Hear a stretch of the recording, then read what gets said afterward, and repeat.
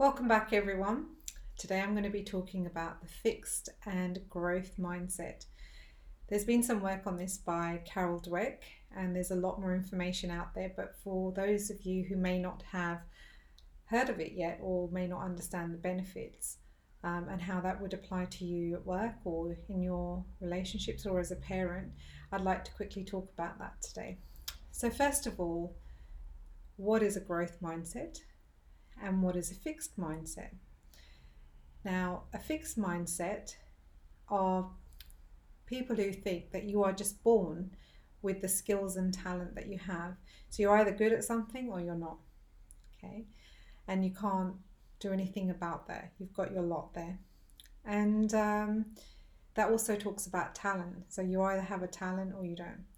Now, the growth mindset are people who believe you can learn, you can still learn and develop your talents through hard work, perseverance, training, and upskilling. And it's quite a different type of mindset when you talk about having people in your team or at work with one or the other approach. And some of the things that a person with a fixed mindset might say is, well, I'm not good at that. So it's not part of my talent, so it's not a gift that I was born with. Oh, I'm so stupid, or she's actually a genius, so she was born with a talent for that. Or look, I've got no coordination for sports, I'm not good at that, or it's too hard, I'm just going to give up and I just mess this up, I keep messing this up.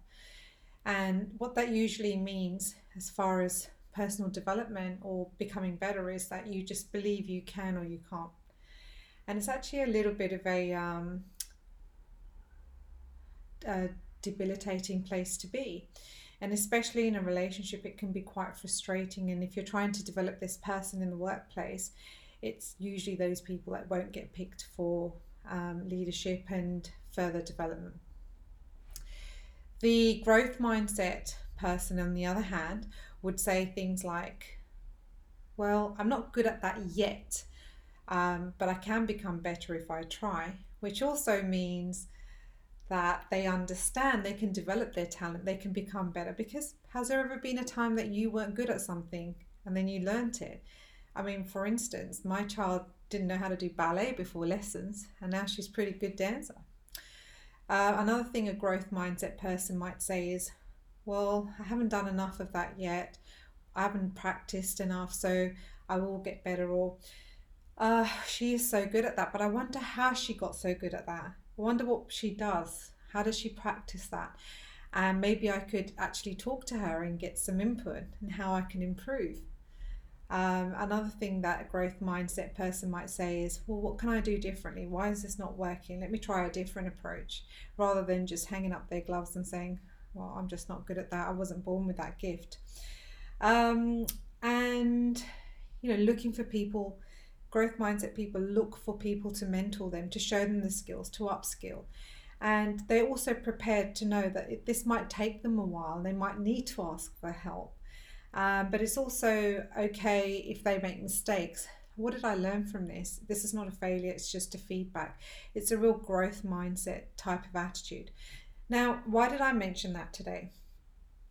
I obviously believe this is really important in work. It's part of leadership and management training that I do at work.